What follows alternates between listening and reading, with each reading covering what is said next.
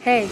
There's been so much interest in the economic boom that's been happening in Jamaica, both on the investment side and also as a place to move to. Let me tell you about a conference that might help you with this stuff. ThropX is a 5-day Jamaica investment conference that takes place from November 13th to November 17th at the beautiful Travelers Beach Resort in Negril, Jamaica. This includes 2 full days of expert panel presentations on all aspects of moving to and investing in Jamaica. This includes the brightest minds in the Jamaican real estate market, certified financial advisors from the most prestigious financial groups in Jamaica, banking professionals from the most esteemed banking institutions in Jamaica, among others.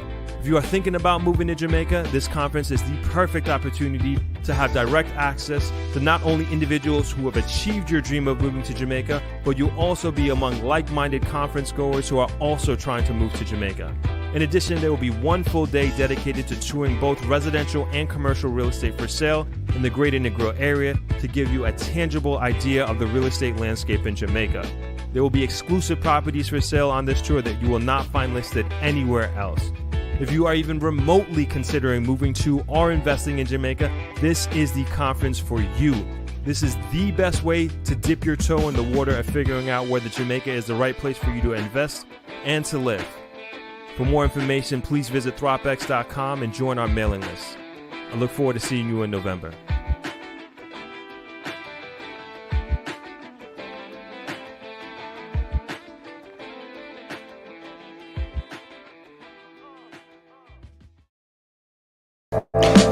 Hello, Throppers, and welcome to another, Sunday live stream, but it's Thursday. Hope you all are doing well out there.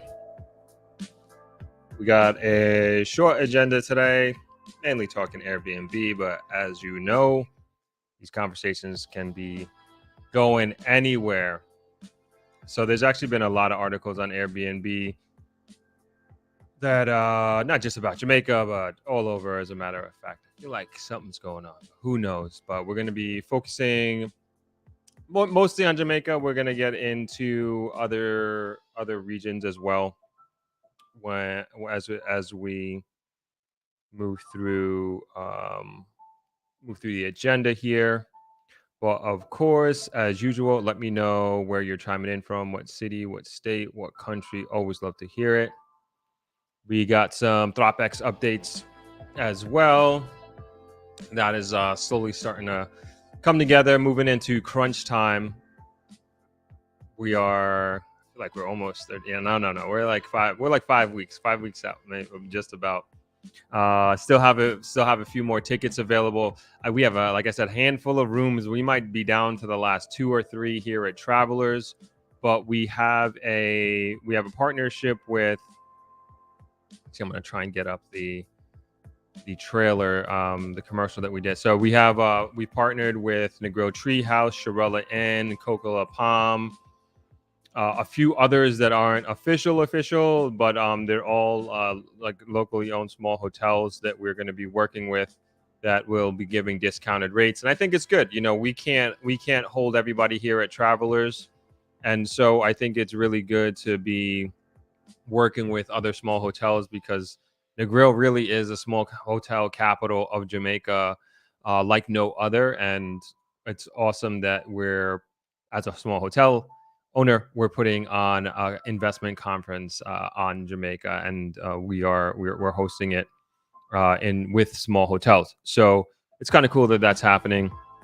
And like I said, even though we can't hold everybody here at Travelers, at least we'll be spread around. And if you don't know Negril, it's very easy to traverse, and we'll already be taking care of the transportation, so you don't have to worry about getting here in the mornings for the conference. But everything will be hosted here at Travelers, and we will have a very good partner hotel. So let me try and get this. I've been meaning to. Hopefully, I can find it real quick. This is the trailer. Oh no, this is the. Don't want to show that one yet. Actually, maybe we can show this one since you guys are on the live stream. But we did an interview with Mr. Grizzle. Okay, yeah, I just found it. We did an interview with Mr. Grizzle. This is a few weeks ago, but we also did a commercial for them for Throp X. And so basically anybody that any hotel that we're working with, we are we are doing oh man, it's too large of a file. Actually, maybe I can show it here. Hold on. Yeah, this works. Okay, cool. I think I can share the screen. Let me see if I am savvy here enough to do this. Okay, cool. I'll just show this real quick. This is a commercial that we did for Shirella Inn, which is one of our partner hotels for ThropX. Let's see how it goes. All right, you don't need me. Hold on, I don't think you can hear anything. 1 second. One moment here. Let's see here. There we go. I'm gonna start that over. Maybe. Let me know if you can hear it.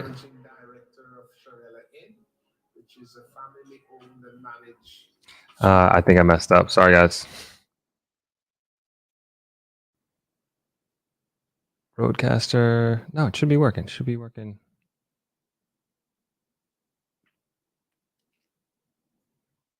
Let me know if you can hear it or not. Right in the center of the famous Negril beach, and I would like very much to invite you all to come and experience what life is like here in Shirella Inn. To be part of our extended family. Several of the rooms are. Oh, it's coming in real low. Okay. All right. I think I got to do this again. Sorry. And you have tall, waving coconut trees to welcome you and keep you cool on the beach. And you have a warm and interesting staff here ready to keep you comfortable, to make you feel at home, and to enjoy that you stay happy and peaceful.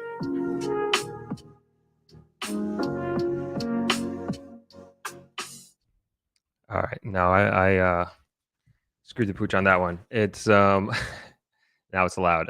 Yeah, sorry about that. We'll play it again a little later. This is what happens when I try to do things last minute. We'll try that again. I'll try that again a little later. But anyway, you got a little taste of the commercial that we did for them. So we're actually working with basically every hotel that we're working with and that are giving us discounts and basically a sponsor. We're doing commercials for all of them, and I feel like that is that's the least that we can do. You know, we have the skill set, we have the team, and we're just gonna do that as kind of like an add-on for supporting the conference. And I think it just kind of brings the community together. And like that's one of the things. Is like I think it's important that we support each other, and they support me and what I'm doing here. And even as just hoteliers, we do that anyway. So I'll try to play that again. Hopefully, I get the sound situated. Sorry about that. But let's get into the comments here. Want to hear where everybody is chiming in from. Donna Bryce, hello, Throp and Throppers. Happy Friday, Junior. I like that from sunny Ottawa. What's going on, Phil? Missy, what is up? Haven't heard from you in a long time. Thanks for joining the stream. Say hello to the boys for me, please. Camille says hello. Hope all is well in Point St. Lucie, Florida now. Cool, cool, cool. Nice to see you chiming in from Florida. Bella Wellington, hello. Thanks for joining. MDL, what's going on? Good afternoon, Throp and Throppers chiming in from Washington, D.C. area. Awesome. Lisa Marie Chin King, hello, Throp and Throppers chiming in from Connecticut. Adrian George, hey, from Tallahassee, Florida. Looking forward to my next time to Jamaica. Wish I could be there for the conference. Would have loved to have you. But of course, we have virtual tickets available. I know a lot of people, especially I got a few people from the UK, told me that they are not going to be able to make it, but they are going to be buying their virtual tickets. So if you can't make it in person, you can come on the stream. And yes, we will try to get your questions answered on the stream as well. We're taking questions from audience members live in person, I should say, and then also who are joining digitally. So those tickets are available at thropx.com. Tell us, Phil Brad says, tell us what you know about Port Antonio, Portland, Paris, please. I don't know a lot about over there. I know I love it. I enjoy it. That's my favorite area of the country to kind of hang out. I just love being in nature, love the natural beauty over there. And I don't get there as often as I would like. I would love to get there before the end of the year. I think that would be awesome, but the schedule is so tight. Who knows? Who knows if I'll be able to do that? But I don't know too much about it in terms of opportunity, where it's going. Probably more that you probably know more about it than I do.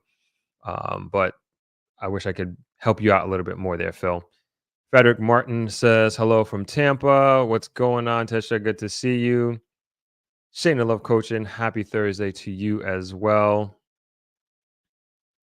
Phil Brad says, I remember Shirella. Yeah, Shirella is really, really good restaurant. I think it's one of the for sure one of the best breakfast places. They do great croissants and cappuccinos, lattes, that sort of thing. Has like a French infusion theme, and if you've been there before, the staff has been there forever, and they are definitely part of their family in a big, big way. And that's one thing I really do enjoy about going there. Corey MPA chiming in from Florida. Um, let's see.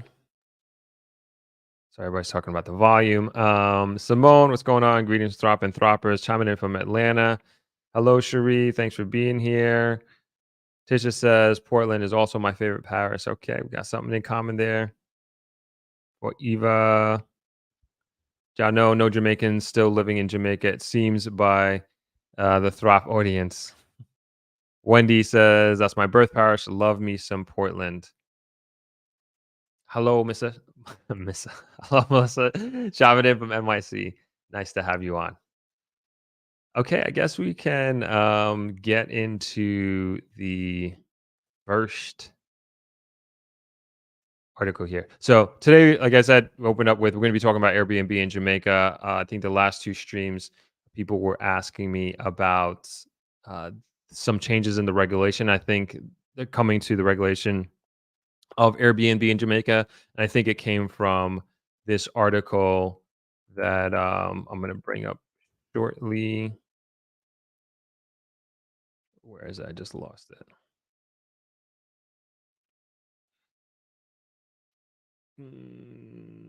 Okay, got it. So, all right, I'm going to read another Airbnb first article first, talking about just how well it's been doing, particularly here in Jamaica, and then we'll get into the regulatory stuff. One sec. I'm gonna bring it up as usual. I will read it, and if you want to read along, I'm gonna throw it here in the comment section.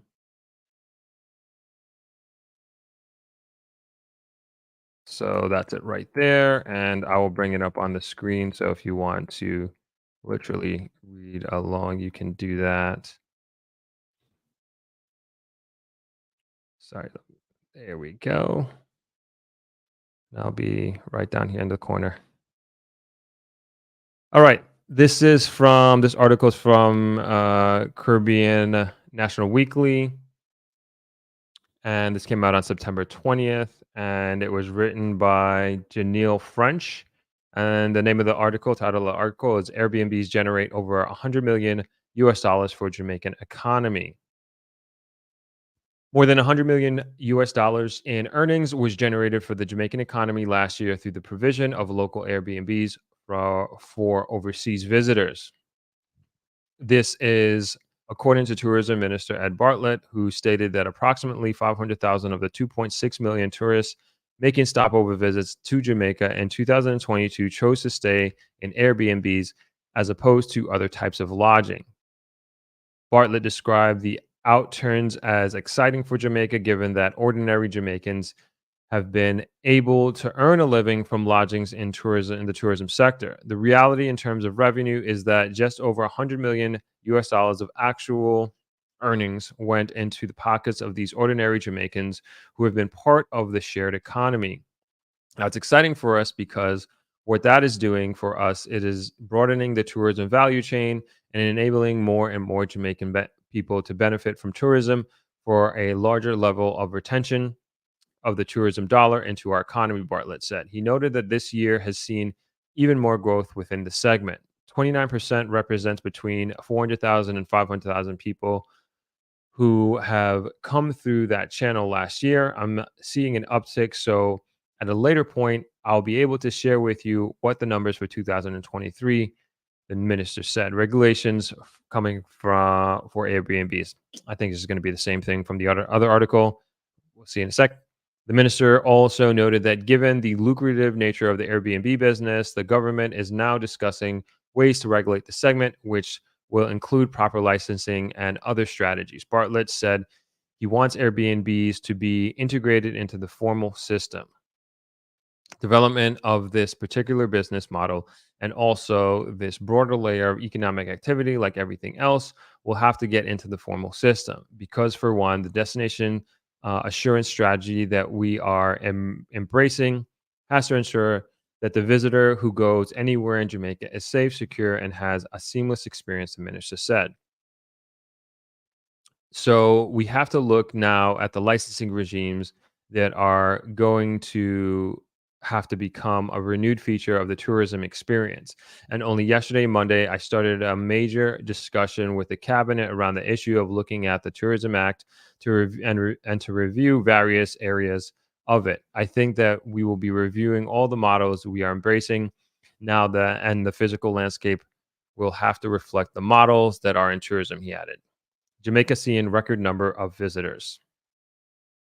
Meanwhile, the minister was elated to announce that after a period of inactivity in 2020 due to COVID-19, the sector has fully rebounded and now recording record numbers. In terms of visitor arrivals, Bartlett unveiled that by the conclusion of August, Jamaica received a total of 2.7 million visitors, the island's most robust summer season in recorded history. This surge in visitation has led to an impressive 3.1 billion US dollars in earnings. This is the first time in our history that we have broken the $3 billion benchmark before the ninth month of the year, as we did that at the end of August, he said. Bartlett also advised that Jamaica has secured 1.1 million passenger seats from across the globe for the fall 2023 season. This represents the largest number of seats ever for the fall season in Jamaica. The minister said he believes that the industry is perfectly poised to reach the $4 billion revenue mark by the year's end, setting a new record for Jamaica. Bartlett said the visitor arrivals and earnings projections are a testament to the resilience and unwavering appeal of the island's tourism product. Okay, cool. I feel like there's a lot to unpack there. I will looking at the comments real quick. So a couple of things before I hop over to the comments and keep the comments coming in. One, I don't know what the regulations are coming, but I've talked about this before as it relates to the um, the regulations for hotels. Take these off. These are getting a little hot. So the regulations for hotels. So it is quite rigorous to be a hotel owner that is uh, JTB certified and passes TPD codes regulations. That's a tourism product development company, which is basically, I would say, a quality assurance entity. And I think it's good that we have these regulations. I think it keeps the standard of hospitality, and this is not just for hotels. This is like anything in the hospitality industry. So if you're If you're a boat operator or if you're a scuba dive, transportation, there are like all these different things that you have to go through and be licensed in your particular industry. So here, they say sometimes like the that some people feel that we're overregulated, and we kind of are. I mean, it's a good thing that we have these standards, but there are so many. And then there are subcategories within these many categories. So if you think about it, like there's fire, there is general safety, there is you have like like a laundry list with food regulations. Then you have like you have to be a certain percentage, I believe, of your staff has to be um what do you call it? Destin is it Destination Jamaica certified? I forget exactly what it's called. The term will come to me. But it's these classes that you have to take, even taxi drivers has to take. I took it as well, and you go through this class and it teaches you I think it's it's at least 5 days, and you sit down, you take this course, you go through this class, and you make a presentation at the end, but it's essentially teaching you about tourism in Jamaica and the history of tourism in Jamaica. I did it many years ago. I thought it was a fantastic class, and I learned so much, especially me as American coming here to Jamaica. Like, you learn so much about that, not only tourism history, but the general history of Jamaica. You get this book with all this information in it. And then you, with that, you get your certification I forget the name of the course, but you're certified essentially, and you're also equipped with all this knowledge and information about tourism in Jamaica and about Jamaica in general. So you have, as an entity, as a hotel accommodation, you have to go through a very rigorous standard of completion, all these certificates. And like we have them posted in our main administration office to just show that we're certified, and then we're JTB certified. And this is yearly, you know what I'm saying? Like, this is they come around every year, and they do, and you go through it, and you want to maintain your standards. But then on the opposite side of it, like with the Airbnb, completely unregulated. There's nobody going into an Airbnb and saying you can't do this or you can't do that. You have to have air conditioning, you have to have a fan, you have to have clean sheets, towels, etc. It's very self-regulating. Of course, I guess the thinking is also that if you're in business for yourself, whether you're renting a couch, a bed, a room, a house, an entire villa, whatever scale you are at, that you're going to want to put yourself in the best position to get more customers in the future. Therefore, you want to keep your place clean, safe, etc. But there's no guarantee to that. There's no oversight in that. And so, as far as the fairness, I guess, of it, when you pull out, and also when you look at the impact that it's having on the tourism industry, like the minister said, something like 500 of the however many million, 2.1 million passengers, visitors that came to Jamaica are Airbnb customers. And so would they have and I guess this is another question. Would those visitors have come if it weren't for Airbnb? I'm assuming that it's probably a little bit more affordable to stay in an Airbnb or as opposed to a hotel. And I'm not saying I'm against Airbnb whatsoever. I'm just playing devil advocate, putting everything on the table here, and to be able to have a discussion on that. I will also say there are many hotels, including travelers. We have a handful of rooms on Airbnb as well, because our customers and potential customers are also on there. So we want to put ourselves in a position that if, say, there is a person or a traveler or a family that is, say, Airbnb first more than anything else, we want to be able to come up on there as well as an option for somebody coming to Jamaica. So as I'm saying that, I wonder if that was included.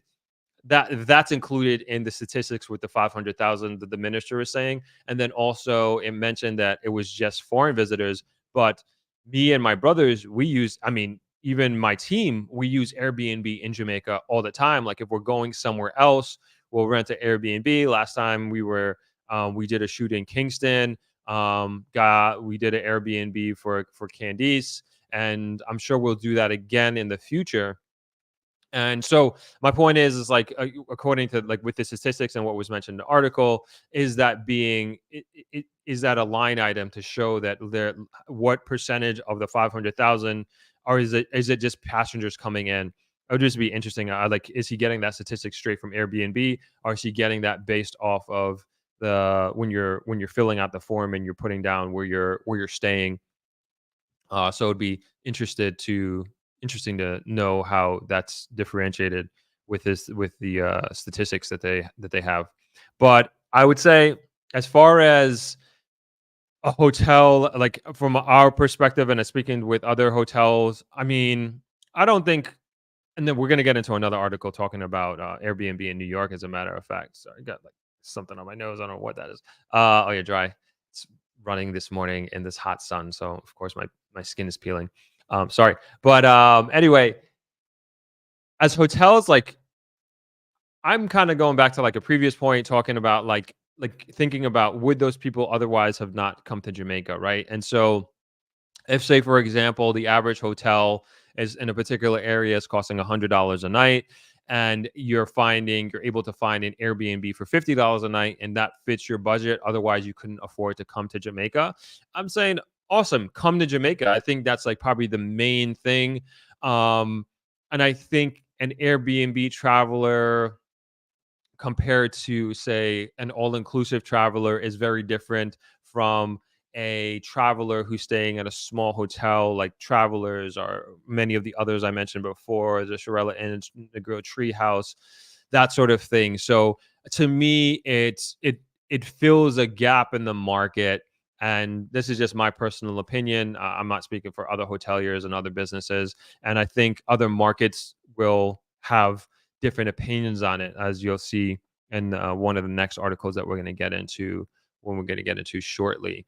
Um, with the I can't with the and I guess we'll get into this afterwards, like shortly, and really talking about the impact of Airbnb as well and what it has done to some communities and to some cities around the world. And we've talked about this before on this channel, is us being careful as a up and coming market to learn from other communities and other countries, other cities where Airbnb has wreaked economic havoc on the locals, and we don't want that to necessarily be the situation here in Jamaica. But to the point that the minister was saying in the article was alluding to, is that this is a great opportunity for the Joe Schmo, if you will, who has an extra room in their home or whatever have you. Maybe they have a guest house on their property and they're able to rent that out. I told the story of I met some friends who were staying in, if you know Negril, there is, Whitehall, excuse me, which is a pretty rough neighborhood. And I met some friends who were staying there. I'm like, what are you guys doing staying in Whitehall? There was an Airbnb there, and I know some people even in Red Ground who have Airbnbs, and I mean, and it's just like it's like good for them. They're locals, they're business owners now at this point. They're renting out a room. It doesn't have to be a whole house or anything, but they're renting out a room in their own personal home, and they're making revenue from that. And I think that's a great thing. And yes, it may be part of the informal economy. But I mean, can you really call it the informal economy? Informal economy, in the sense, I mean, it's informal in the sense that they're not paying taxes. They're not paying like local taxes on that. They're paying fees to Airbnb, and I'll also say chime in there as well with Airbnb. When you compare their fees to other online travel agencies, OTAs, they're far cheaper. So it's highly incentivized for us as hoteliers to work with them because we're paying a fraction of the percentage that we would be paying to these online travel agent partners that we have, which of course we need them and we work with them and we will continue to do so. But of course, we diversify who we work with and where our clientele is coming from. And with Airbnb being, I want to say, the lowest of all. I guess you could put Airbnb on the under the umbrella of online travel agent, but of all the online travel agents, Airbnb is the lowest. So it's also an incentive for us as hoteliers to work with them and to have a handful of our rooms on there as well.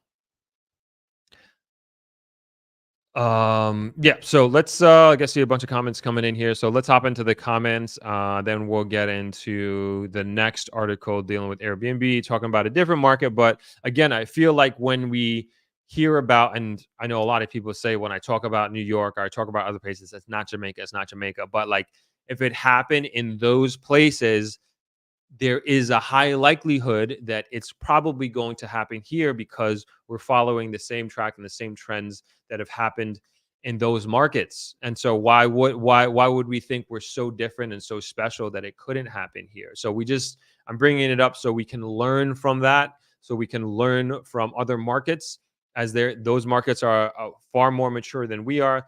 They had rapid growth, and we're also starting to experience rapid growth in this industry, and let's do it, and we should be able to do it better than they can. All right. Frederick Martin says, is it better to buy a single dwelling homes and use it for Airbnb, or should I buy something in an apartment complex?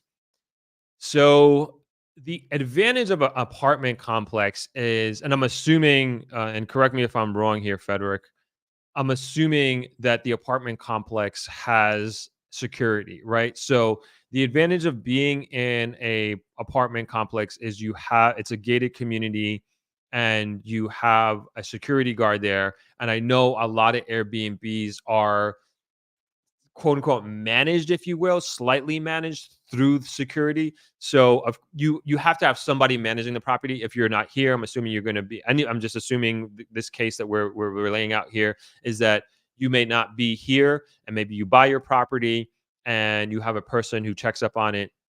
Somebody asked me last week about Airbnb management companies. Those do exist here in Jamaica, and there are individuals who do that. So if you're not going to be here, but you need somebody to say do the turnover, get it ready for the next day, especially if you have same day checkout, same day arrival sort of thing. And of course, there are things that can happen. Things can go wrong. A pipe burst, the electricity goes out, the AC conks out. Like, who's going to deal with all those things? So you want to have all those things set up, and you know who those people that you can call, like at a drop of a dime, so that your guests staying at your property will be satisfied, and they will understand that things do go wrong. But how quickly do you respond when those eventualities do happen? So with the apartment complex, you have the security and you have them, like, even to leave the key with them, because you never know what time a flight is coming in, if they're going to be delayed or if they miss their flight, whatever it is, anything can happen. We know what happens in travel. And to be able to leave the key at security, like, that's a big deal. And if you were like a single dwelling home that was, say, maybe on the mountain somewhere, right? You got to figure that out. Who's gonna meet that person at the bottom of the mountain to have them go up? And I'm not being like funny about that, but a lot of people love staying in the mountains, and so there's a little bit more effort that you have to put into that. So if you have a single dwelling family home that is not in a gated community, that's kind of something that you have to take into consideration. Um, so it really depends, and I also say it depends on where in Jamaica or in the market that you're going to be. I think that's going to be very different in a Kingston than, say, even here in Negril. Kick Rock says either they cut those all inclusive rates or let me Airbnb in peace. No other solutions. Yeah, like I said, I'm all for Airbnb in a big way. If it's bringing people to Jamaica and to our shores that otherwise wouldn't be able to come here, or maybe they just don't fancy being in a hotel. Uh, I did. We were in Miami. Me and my friends. I posted. I think I posted. Did I post pictures on YouTube? Actually, maybe I didn't. I posted on Instagram for sure. But we decided it was 9 of us, 8 of us, 8 of us. It was 8 of us that went to Miami, childhood friend trip. that we did in August, and we could have done hotel easily. That would have been a problem. It would have probably been along the same lines, as a matter of fact. But the experience of all of us being under one roof, some of us haven't seen each other in years and years and years and years. And then, like, we like it because there is just this unpredictable serendipitous interactions that happen when you're under one roof, where when you're breaking bread at the same table. You're just kind of just people are working at the table, they're just reading whatever it is. Like, there's just things happen, people tell stories, we catch each other up. And you're not going to get that in a hotel, especially if there's like 8 or 10 people. You're gonna everybody maybe you have a roommate, or maybe you're by yourself, and then you only meet up for meals, or you only meet up when you're going to the pool, or you're going to an activity. Whereas Airbnb, you got that cohesiveness that just happens naturally. And that's why we did Airbnb. So, like, it's a different market. And I also think that as we have moved out of COVID, the pod mentality still continues. So there was a lot of people who, uh, I know a lot of people did this in New York City. They had pods that of people that they hung out with exclusively, because they knew they were being responsible about COVID, and they were protecting themselves, et cetera, et cetera. So they only hung out with those people. And then those people, those groups of people, they also started vacationing together. So they didn't want to perhaps stay at a large hotel that had perhaps buffet service, that sort of thing. And the large gathered groups of people, they didn't want to be around those crowds, and they'd rather rent a villa or rent a home and stay within their pod. They'll cook their meals by themselves, and they'll basically mitigate against their risks of interacting with strangers who may not be as careful as they are within their own pod that they have created. So I believe that mentality and that approach to kind of interacting with people and hanging out with the same people has carried over, and now more people are than before. This is just my intuition and my belief, just kind of like outside looking in, of people doing that and continue to do that. And yeah, even with my group of friends, I think we're gonna do the same thing, like, on our next trip. It was just so awesome. Um, it was just so awesome, just to kind of do that and have those interactions, and we had a great time. And it was also, um, yeah, it was also a good location. I think that's what also we were able to kind of take advantage of. Like, just right in the heart of everything. Fuzzy Don says the government going to squeeze Airbnb. I'd like to, yeah, that'd be interesting to see how they do it. Don Frosa says they need to construct affordable housing for ordinary Jamaicans. Excuse me. Yeah, we've been talking about that. We've been talking about that. We've talked about a few articles, a few housing housing schemes that are coming up that are specifically for average Jamaicans. The pace that they're doing it at, of course, we would all love for it to be increased exponentially, and of course, we want more of it for sure. Frieva says Airbnb should be illegal in St. Catherine and Kingston, St. Andrew. Airbnb is great in tourist destinations, but terrible for cities as it creates more housing issues for locals. So this is the issue that, if you would, that I was alluding to before. And this is what I was saying about learning from other markets around the world to make adjustments from now, so we don't have that same situation. So I'm gonna try to let me see if I could find an article.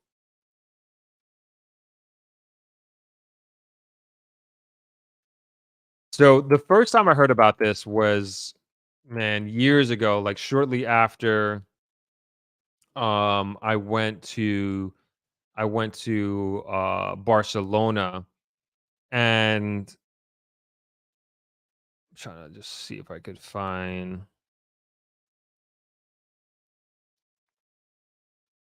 Yeah, I got a couple of articles here on that. Just quickly looked it up. But essentially, what Eva is saying here is that what happens is that, especially in dense urban areas, you have which could be areas that, like, a lot of people, tourists specifically, are seeking to go to. they go there, and instead of those landlords renting out those apartments to the locals, they're renting it out to visitors because they're getting more on per night than they would per month, right? And so maybe you only need to fill your occupancy, so for your apartment maybe only 60% of the month, but you're doubling or tripling your money than you earning it that way, as opposed to, say, signing a 1-year lease with a local. Or then what happens down the road is that you start a lease with a local, but you raise the price to the level that you would otherwise have gotten if you were to be renting it for Airbnb. And so it just raises and raises and raises the rents. And so Barcelona was like the first place that I heard about that. And then also, we read a few months ago, we started talking about an article on Portugal where the same thing is happening as well. Well, Portugal, no, sorry, Portugal was digital nomads, excuse me, but it's the same thing. Like the digital nomads are also coming in. So essentially, what's happening is that you're taking individuals who are coming in from a higher earning market, say the United States or maybe New York City, who will come to Jamaica or go to Barcelona or go to Portugal, and they are like, "Hey, this is really cheap. I'm paying $5,000 a month for my rent in New York City, but it's only $2,000 here."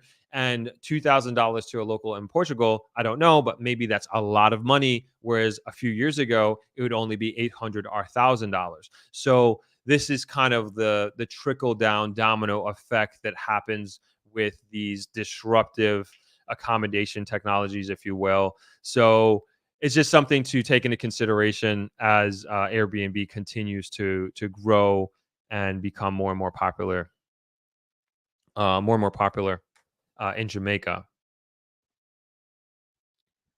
Solarness says, "Why distinguish local as ordinary people? Who is he comparing them to?" I'm not sure. I'm not sure what you mean by that. If you could clarify. I think you're talking to Don Froza. Do you want me to say typical or lower middle class? Right. We're gonna keep going here. Don says they need to demolish the ghettos, build housing schemes, and relocate poor Jamaicans and give them jobs. So even the prime minister was talking about this as well. Agreed. I think we need to have more dignified accommodations for just Jamaicans right across the board. And I think that is coming, and that is becoming more and more of a priority. And again, as I always been saying, with the trajectory that Jamaica is on and how well we are doing and how well we are projected to do, this prosperity should be felt by all, and should be felt by the average Jamaican right across the board. Joan Johnson says standards are important for safety reasons. Agreed. With no standards, there is chaos. I agree. I agree. This is going back to when I was talking about hotel regulations here in Jamaica. Synthwave, what's going on? Good to see you. Don Froza says a two-bedroom house should not be more than 15 million Jamaican dollars. Never. It depends. It's an open market, right? $15 million, it's to some people, is they could find that on their couch, and that's nothing. It depends on what you want. I mean, and depends on how, like, what you're willing to pay for and what you want. So it's hard to say. It's hard to say what should be the bottom, what should be the top of all these things, because we are in a free market economy. And yeah, I mean, I do agree. Like some are really, really, really, really high and continue to skyrocket, really depending on where you are. You'll see where you are if you haven't signed up for the newsletter, where I'm putting there a property that's for sale at Point Village, and they've gone up exponentially. I thought they were expensive before, but they just continue to go up. Moira put on her Instagram and TikTok, 1 bedroom apartment on Airbnb. And if you want more info on this, like, please email me, throw@media.com. I told her we'd get it out. I don't think we're going to put that one on this week's newsletter, but it's a one bedroom Point Village apartment here in Negril going for 350,000 US dollars, which I know some of you be like, yo, that's crazy. I think that's crazy too. But it's like when you look at the set, and like this also speaks to the lack of inventory in the grill.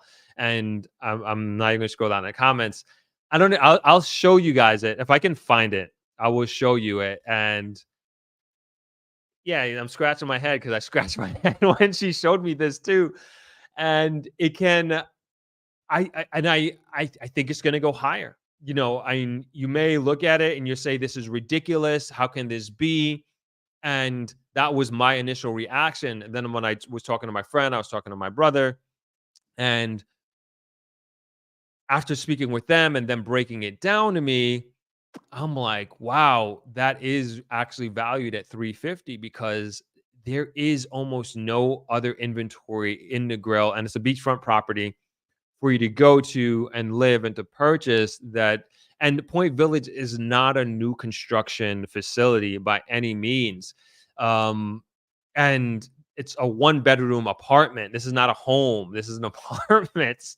But if I can find it, I'll show you the video and we can talk about it if you want.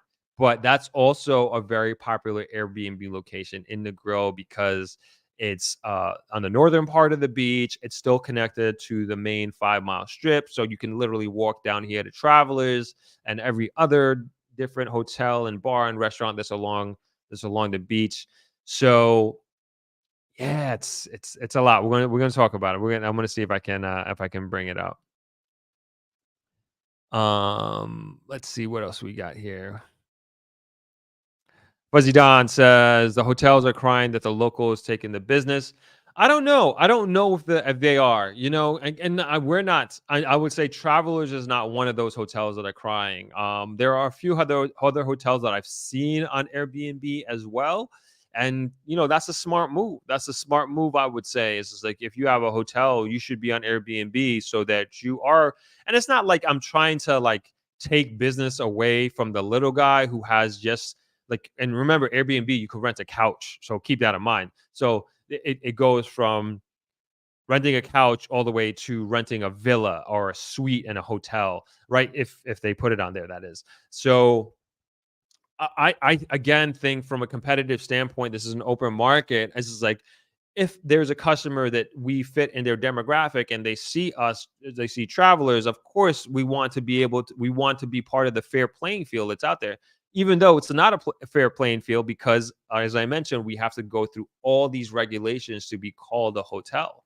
So, and an Airbnb person who just has a couch doesn't have to. And I'm not mad at it at all. I'm not mad at it at all. And I think, and I support them as I do, as I go stay at Airbnbs around the country.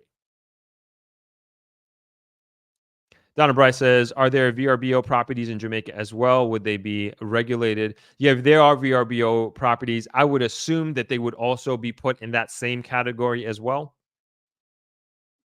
Excuse me. Tim Gretzky says Airbnb is the only way an average Jamaican can benefit from accommodations. Yeah, I don't have any problem with that at all. I don't have any problem with that at all. God knows why are they stopping people from making a living? What are they doing with taxpayers' money? They need to watch that. People are using Airbnb money to pay bills like their mortgage, etc. I don't, like I said, I don't have a problem with Airbnb and anybody doing Airbnb, especially like New York is overregulated. Not overregulated, but they're starting to crack down in New York. But that's more so the hotel industry cracking down on Airbnb than anything else. At least that's what I've heard, because that is taking away directly because like New York is so popular, people are going to find a way to get to New York no matter what, and they're willing to pay. And if they can find a cheaper alternative going with Airbnb, it's definitely taking away from hotel revenue. So that's been a long-standing fight almost from the inception of Airbnb. What I would say our concern is it's not against fighting the local people, but it's again thinking about the Barcelonas of the world of raising the rents with the locals. So it's a vicious cycle if you think about it. because the same thing is going to happen. Like if it continues and continues and continues, the rents around these Airbnb conglomerates are going to skyrocket exponentially. And then a few years later, we're going to be having the same conversation and just saying like, locals can't afford the rent because Airbnbs are charging X, Y, and Z. And we're going to start blaming visitors and we're going to start blaming digital nomads. So we have to be careful with what we want and who we're fighting, and just understand like all the dynamics of what's going on here, because we're easily going to move into that direction of being our worst enemies, our own worst enemies, if we're not careful in how we do it. And the regulation could come in many different forms. I definitely think I have no problem with there being some type of tax. I have no problem with like, we pay taxes. We have to pay taxes. That's again another huge uncompetitive advantage that other Airbnb owners, operators have. It's like somebody like, and this has literally happened before. It's like, we have a restaurant here, and then this has also happened to another hotelier slash restaurateur. It's like, as a hotelier restaurateur, you have to go through all this rigmarole in terms of getting regulated, all these standards. The health department has to come in, temperature checks, checking your fridges, making sure it's up to date, checking like the weather seal on all your fridges and the gaskets, all these things.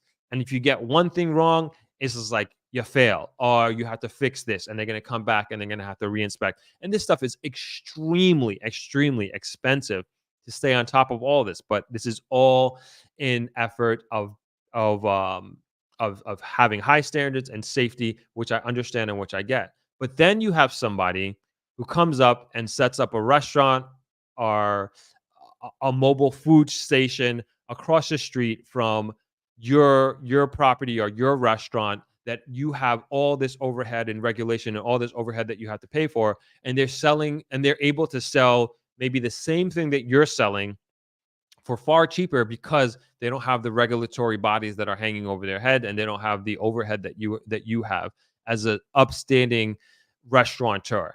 And so it's like almost like the same thing. It's just like, all right, how is that fair? This is not an even playing field. And like, these regulatory bodies, they may just come to say me or go to that business instead of getting that guy across the street, because they're part of the informal economy sort of thing. And it's not to fight against anybody or anything like that, but it's just like, what is fair? What are standards? What is regulation?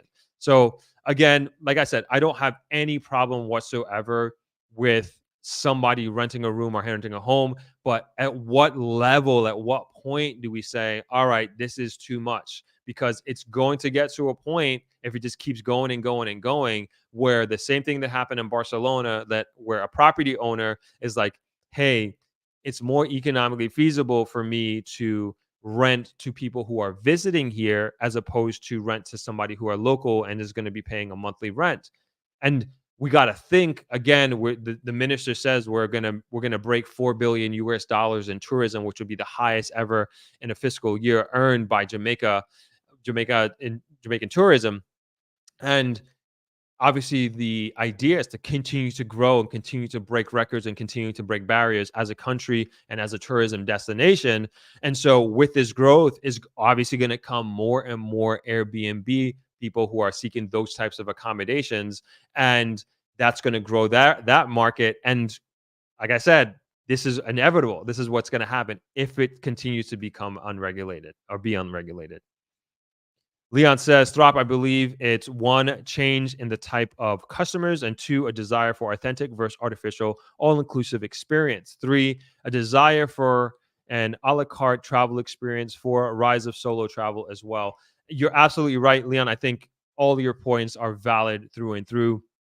And especially when you look at younger travelers, and it's not even travelers, just like younger generations, they're just more experience oriented than anything else. They're more authentic experience oriented than anything else. And that's not just from, excuse me, that's not just from the perspective of coming to Jamaica. That's just globally speaking. It's just like, like me, my friends, my generation, like we want to live like locals. We want to experience a country, the city, like locals do, wherever it is that we travel around the world. And this is going to continue, in my opinion, is going to continue to be a theme.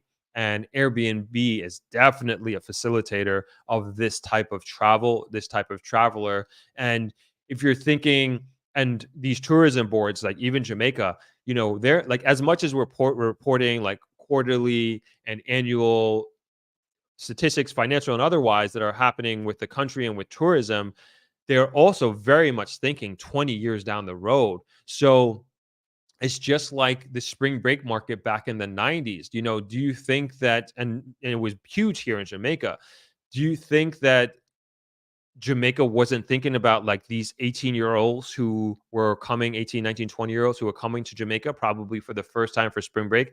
They were eyeing them, of course, to come back when they were 40 and they were in like the peak of their professional career 20 years later, and they have fond memories of Jamaica, and perhaps they're going to not relive it directly, but they're going to bring their spouse and their family, and they're going to come and enjoy just like they did 20 years ago. Or maybe they come with their group of friends, whatever it is. But the same thing is also happening here in 2023. The tourism board is thinking about 20 years down the road as well. So we're trying to get the young people to come in now to be just like we have now, like we have like the boomers who are now either almost at retirement or retired, and they have all these months off, but they have over the years and decades they have fallen in love with Jamaica, and this is where they want to retire. This is where they want to spend 3 4 half of the year, 3 4 months or half of the year in Jamaica, as opposed to their own home, because this is where they fall in love with.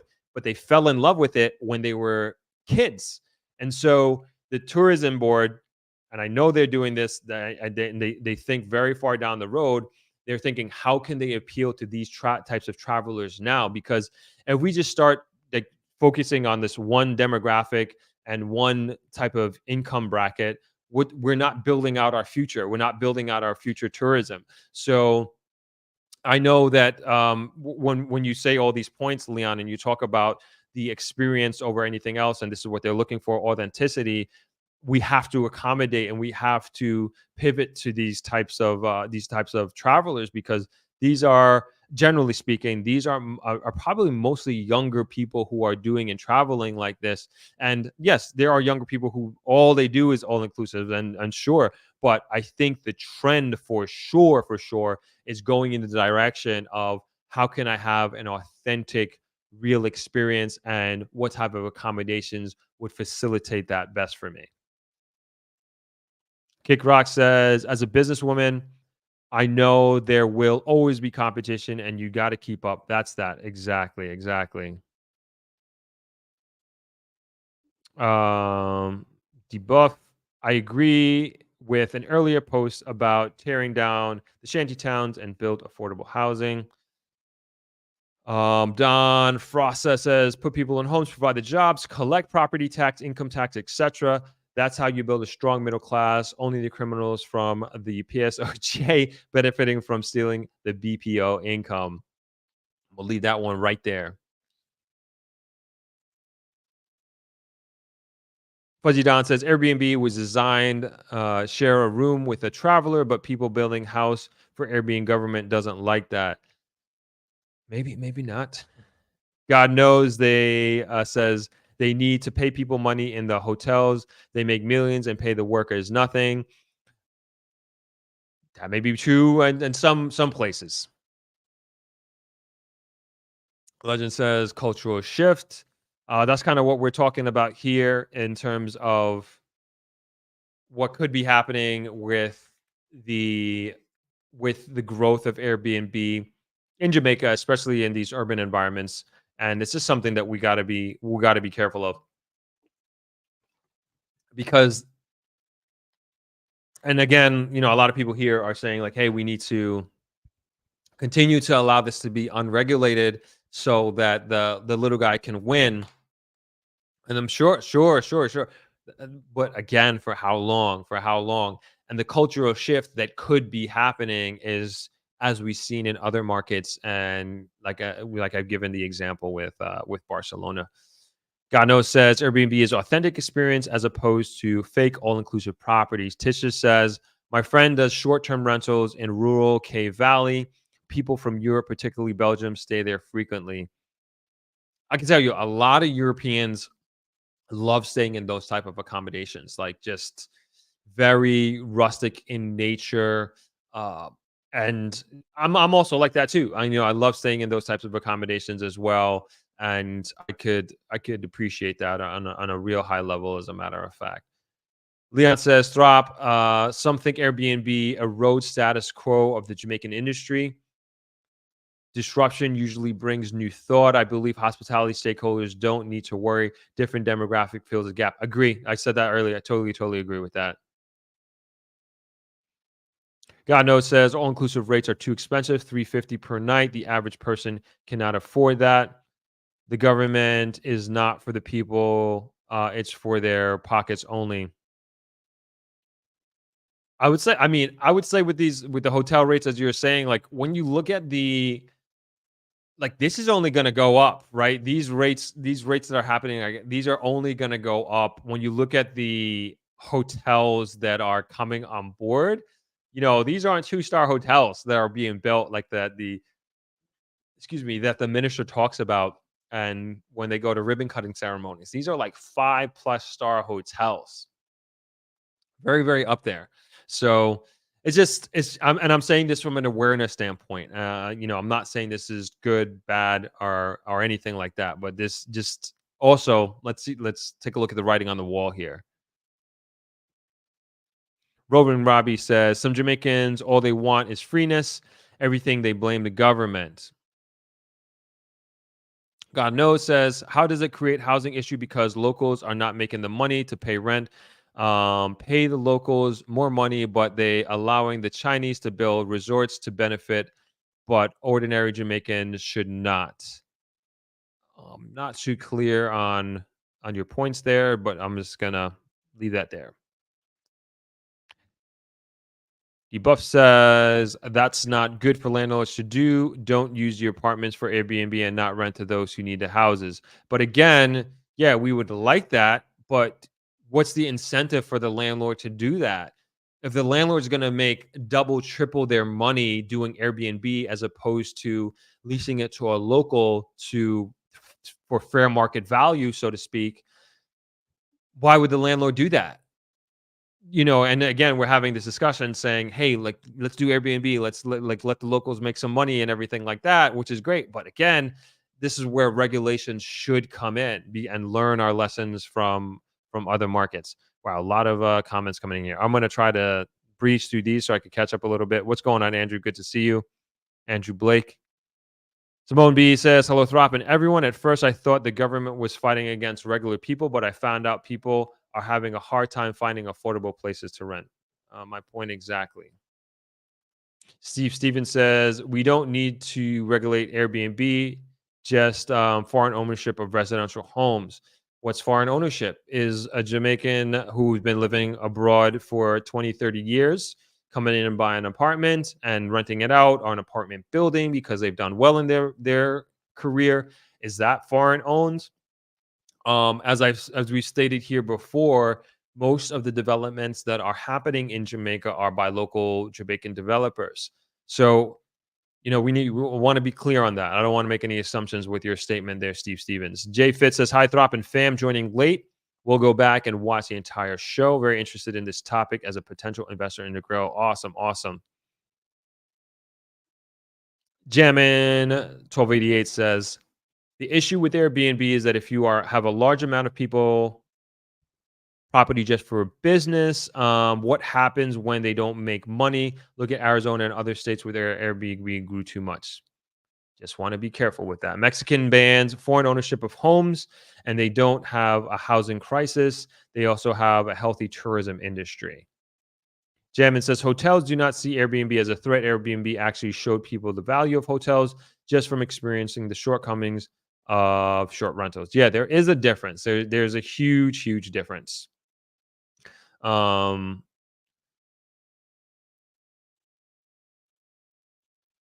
you U1 Uju, the apartment you mentioned, Point Village Resort 191, Negril, Westmoreland, was sold for 389,000. Is that a one bedroom? Woo, man, crazy. Yeah, if that's the same apartment, let me know if that's the one that Maura was talking about. But she had it on her Instagram for 350, and if you're telling me it sold for 389, wow, that's crazy.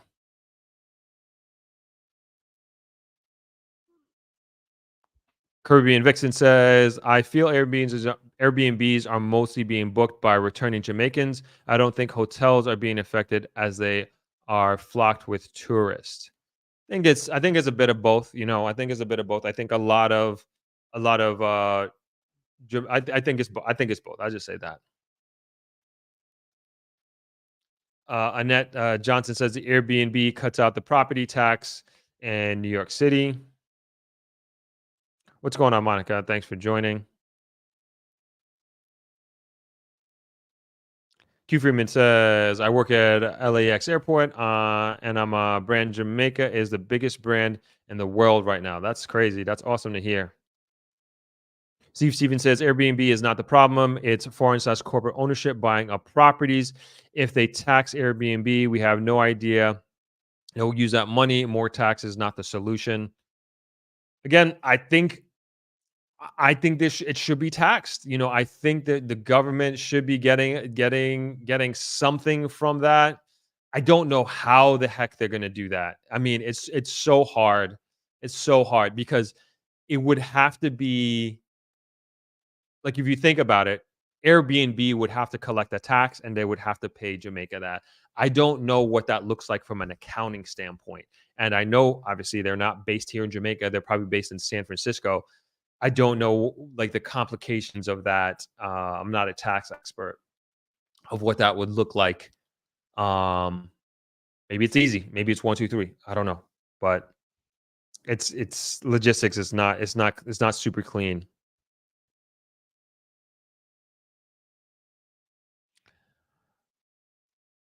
Corey MPA says drop large hotel can crash tourism with salmonella outbreak. That small vendor is clearly an uh, at your risk situation for a tourist. I get you, but not the best example in developing countries. Um, I tend to disagree. I mean, if you're gonna sell food, if you're gonna sell food, it's just like along the same things, along the same line. And Corey's talking about a brick and mortar restaurant that has to go through all these regulations of being of of selling their food and being a restaurant and getting the government check off, as opposed to a guy setting up a cook shop across the street that's unregulated.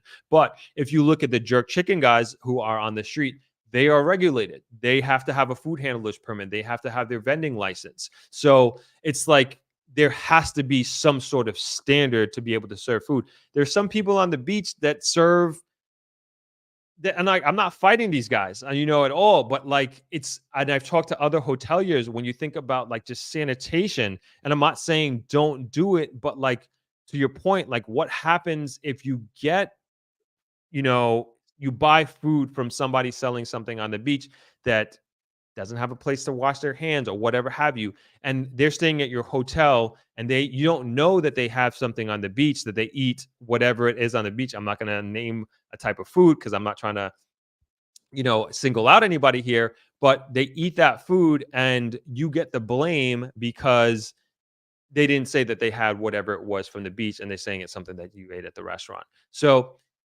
I think there should be a standard playing field, like, and I applaud the entrepreneurial spirit, but like anything, there has to be of anything of like minimal standard. There has to be some sort of just level playing field. My opinion. Q Freeman says, "I'm telling the food, the culture, the country are on high demand." Shane Love Coaching says, "If you haven't already, please hit the like button." Thank you, Shayna. Would appreciate that.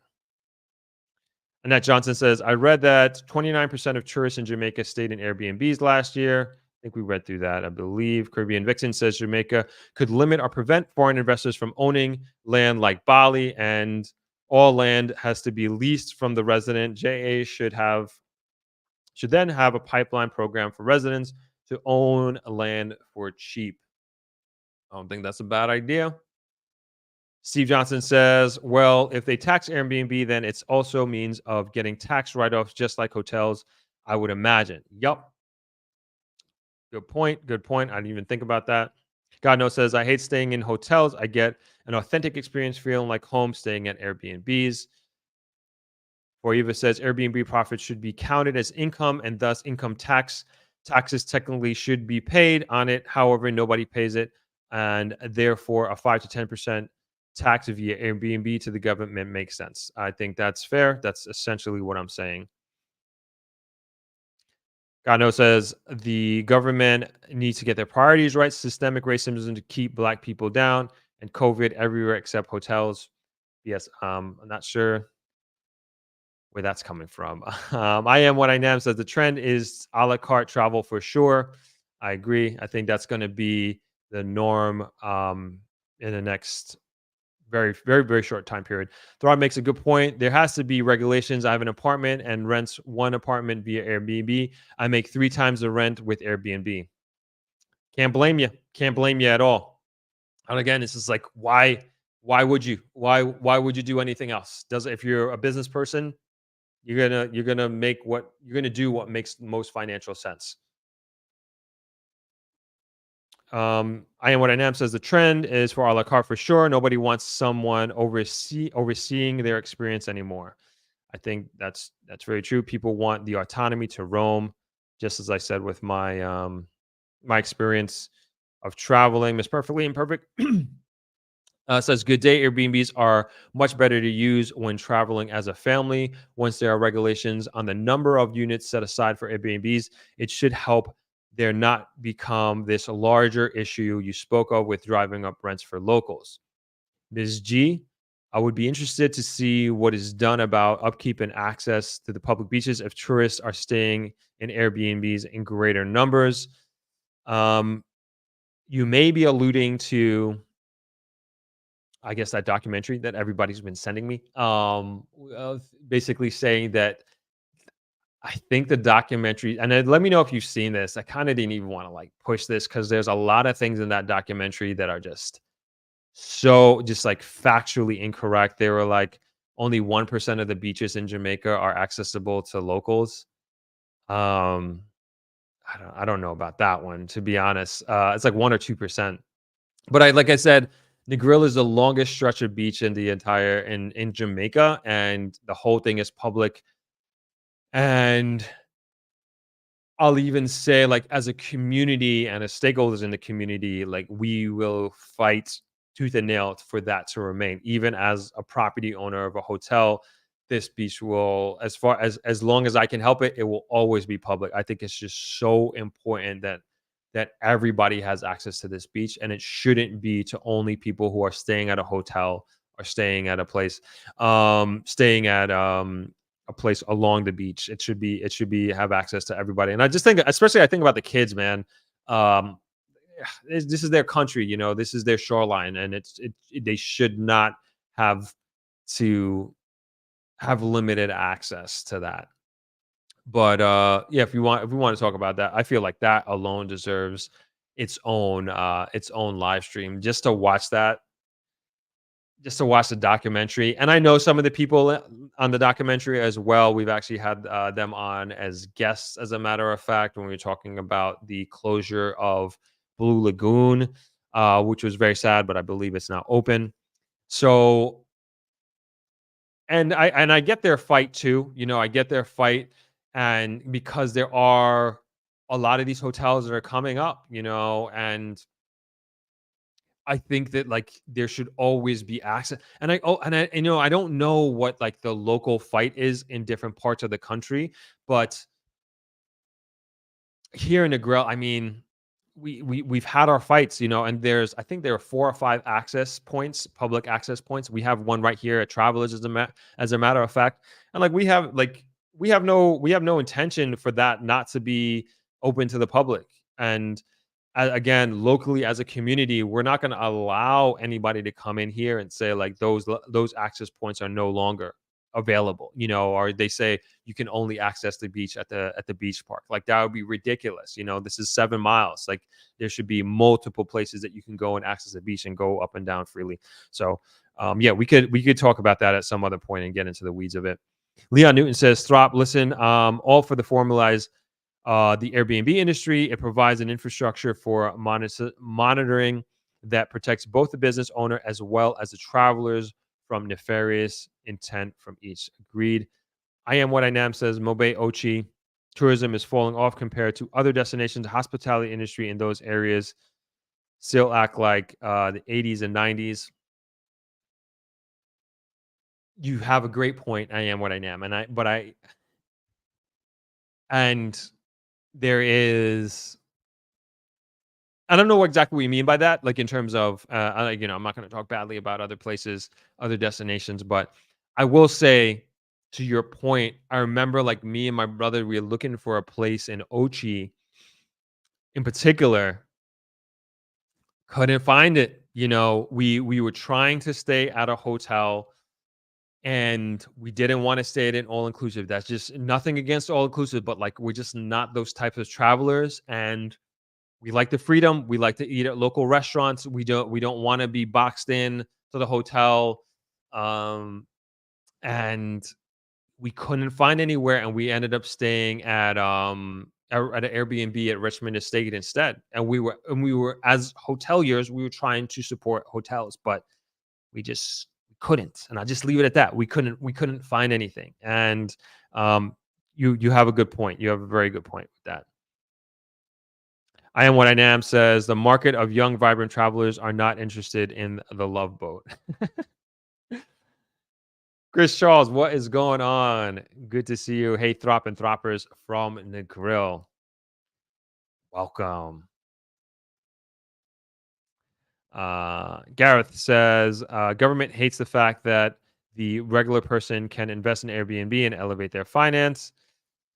I don't know. I think that's fine. I think they support it. Why wouldn't they? Noel Phillips, think about the amount of money coming into the economy through the real estate uptick happening now and the amount of Jamaicans being employed. Good point. Good point, Noel. Good to see you. Thanks for joining the live. You guys got any real estate questions? Ask Noel. Don't ask me. He's on the live. um, I am what I am says the Airbnbs in Mexico provide a far better value than those in Jamaica, cheaper plus better decor and amenities. I will say yeah, there's room for improvement in our Airbnbs here.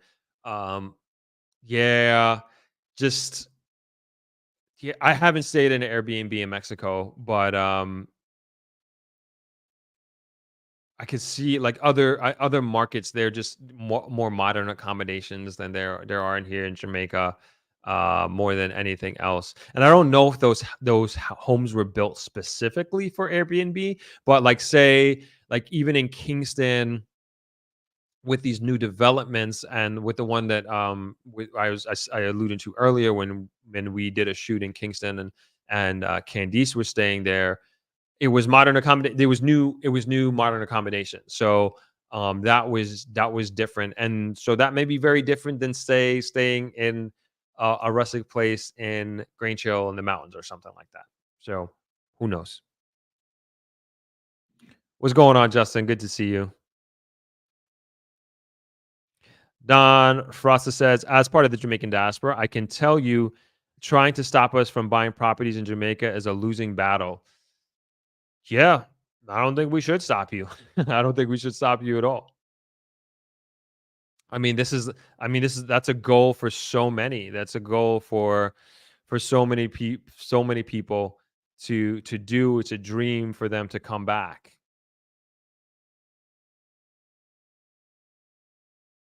Let's go. Miguel says there are areas in Jamaica where accommodations are less suitable for Airbnbs. Perhaps locals can rent in those areas. It is worth mentioning that in some developments, short term lets are banned. So I will say, Miguel, like one of the one of the most sought after, and this is counter to what you were saying, but one of the highest sought after areas of Airbnb was Trenchtown. And that is like, and think about it, like people don't, us locals living here, we wouldn't go there, and normally we wouldn't go there, but it has been one of the most popular areas for tourists to go to and stay because of Bob Marley, and people want to be a part of that. But from what I understand, the area protects visitors because they understand, the locals living there understand how important the tourists and visitors are to that area. As I mentioned, White House here in Negril, not the greatest area, not the best area to be staying, but tourists stay there. And again, I think it gives somebody who has an extra room in their home, and it's red ground, again, not the best area of Negril, but people stay there. And I haven't heard anything happen of all the years Airbnb has existed. I'm pretty in touch here. I haven't heard anything happen to anybody staying in those areas that I would be going to or staying in. But people are looking for those types of authentic experience, even from the most grassroots level. So I wouldn't say it'll be hard, and I would even say wrong for us to say, hey, you can't do Airbnb or stay in Airbnb in this location because it has a bad reputation or it's not safe. Joe says, if I travel with my daughter, I always stay at an Airbnb. It's just easier having a kitchen and living room for comfort with a toddler. There you go. The Bluff says, now I understand where regulations come in for protecting locals against landlords that may double slash triple rent. Yeah, it's again, continue to go down here. It's an inevitability. Excuse me. Steve Stevens says, if they tax Airbnb, there'll still be a housing crisis. We have no idea where they will allocate that new tax revenue. Jammin 1288 says, I saw the doc. Would like to know your thoughts. I only watched half of it, but from what I saw, like I said, and I think maybe we should watch it together at some point. Maybe we'll save that for a later live stream.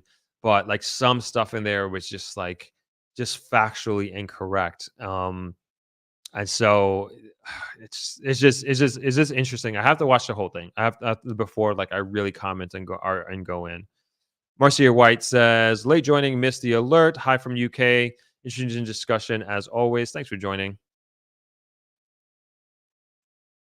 Owners of the Airbnb will just pass the tax onto the guests. Pretty much. I don't think it's going to affect the owner too much. It's just the price is going to go up slightly for travelers. Miss Perfectly Imperfect says, I recall that live. It was the first thing I thought of about watching the documentary. There you go. We're talking about the live that I did when the Blue Lagoon was closed.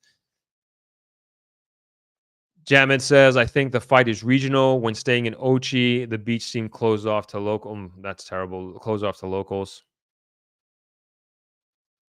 Callison says, Negril beaches are public only in theory. Oftentimes, security for individual hotels go by and move people from their respective beachfront area. I mean, it's it's public. It's public in reality, like in terms of traversing. So you can go on any part of this beach and walk up and down. Nobody can stop you. But can you go sit on the beach chair and use the towel of a hotel that you're not a guest of? Probably not. But if you go to like some hotels, if you go to the restaurant and you have food and you have drinks, you can of course use all the amenities that the hotel has to offer. But like we also, again, as a hotel, we have regulate we don't own the beach, it's public, but we have to get a beach license. So for example, like we have to have a lifeguard, we have to have a buoy, we have to have buoys, we have to maintain the cleanliness of the beach. um I know I'm missing some other stuff. We have to have signs showing all the rules. We also have to have a flag system to show when it is safe, not safe, caution in terms of the roughness of the seas. We have to have a lifeguard booth. We have to have um, a a life ring. We have to have a spine board. So all these things, again, that's part of a regulation of being a beachfront property. And this stuff is not cheap. It's not cheap at all. It's very expensive. And so this is our responsibility, even though we don't own the beach. It is a public beach. So for us, if somebody wants to just kind of just come along and just take up a beach chair, which we have a limited space and limited amount that are for our guests who are coming to pay, like sorry, we can't, we're not allowed to do that. But there are people who come and like, set up a towel and like stay there and they come for drinks and that's fine. And they're not even guests of us. And there's some people who just come and want to just come for a drink and hang out at the pool and do that. We have our travelers local usuals. Like they come every Sunday. There's some that come every single day that don't stay with us. And we welcome that. We have every single night, we have some sort of entertainment here. And that like especially on like on a Sunday on a karaoke night, that's one of our most popular nights. So we're a very, very, I think we're a very popular hotel. This is something that I would say was set. My dad is the one who really set this precedent to be this very open hotel, by local for locals, if you will.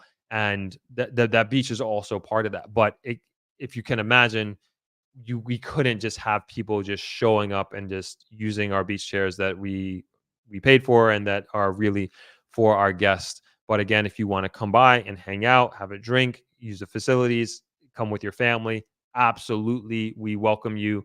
And if you've been here before, even if you don't stay with us, we always say this is your home away from home. Leon Newton says, "Drop the documentary was the documentary was pure clout chasing through fear mongering for clicks. One loses credibility when the foundation of the piece is untrue. Made up statistics turn me off."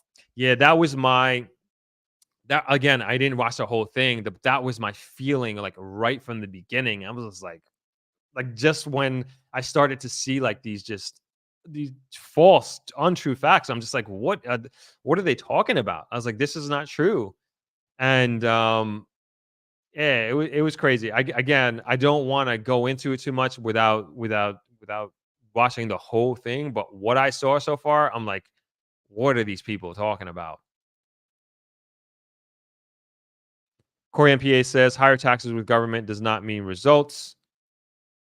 Gotta believe that. I agree with you on that. I am what I am says, "Your diplomacy is admirable, Top. Thank you." God knows says, "I stayed at several Airbnbs and the host gave feedback that the place was kept and left."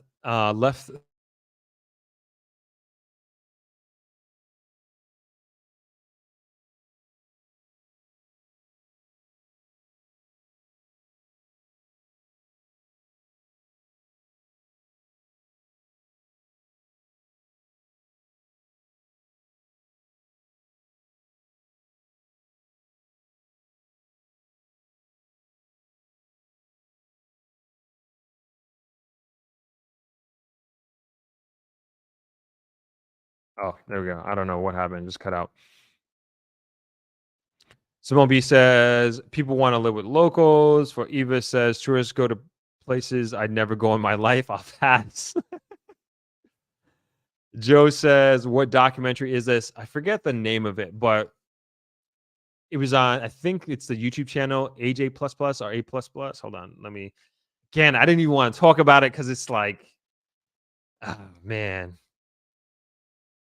because I didn't even want to promote it because it just doesn't a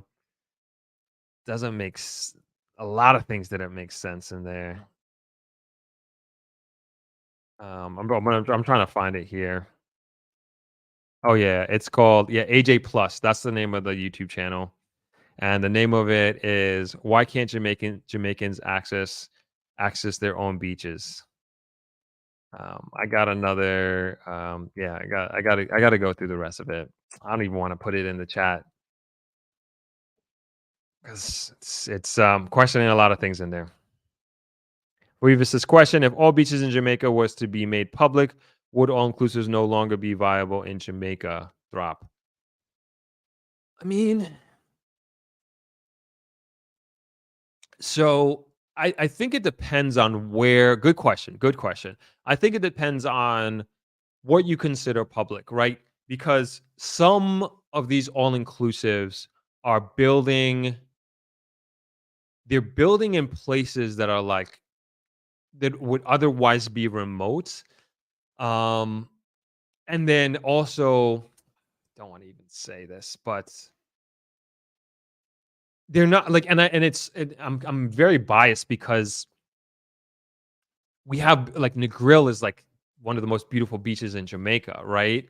Um, and the world as a matter of fact. And it's not, there are a lot of places that have, I'm not going to be specific, that have a lot of coral and a lot of seaweed that they look nice, but it's not the best place to swim. And it's not a best place to walk in shallow water. And you can't, be careful when I say this, and it's from an environmental perspective, like you cannot remove this from the seabed because it messes with the ecosystem there. And there are hotels who have done this before and regret it, regret doing it because it has an adverse effect or has had an adverse effect to the to the beach and swimming area. And so I would also like to know, like, are these areas, and I'm sure this has happened, but are these areas that are frequented by were frequented by locals and we're just taking them away? I think that's one, and the documentary says that that is happening, that has happened. So I'd like to understand that, and what that is like. On another counterpoint, this also comes up a lot in terms of the cleanliness of these public beaches that you don't pay to get into. And they are terrible. And and I don't blame Jamaicans. I think this is just human nature that if there isn't a responsible person or a responsible body for cleaning up these beaches and taking care of and maintaining them, they are just going to get polluted and the trash is going to be left there. It's just not going to be kept well. And this has happened in so many of these free public beaches where you don't pay a fee to get into. So if you would, I'll give an example. Like, so Frenchman's Cove, which I love, beautiful beach, and in Portland, and you pay. I think the last time I went there, it was like 700 or 800 Jamaican dollars to get in. I think that was fine, and that this and like, do you consider that a public beach or do you consider that a private beach? I'm not sure. I guess it is private. You have to pay in. If you go to I think Long Bay here, I think is in Negril. I think it's $100 or $150 to go and to access that beach, to go in through that entrance. But you get a bathroom, there's garbage cans, like the beach is clean. And I think from that perspective, and like I'd love to hear your opinion.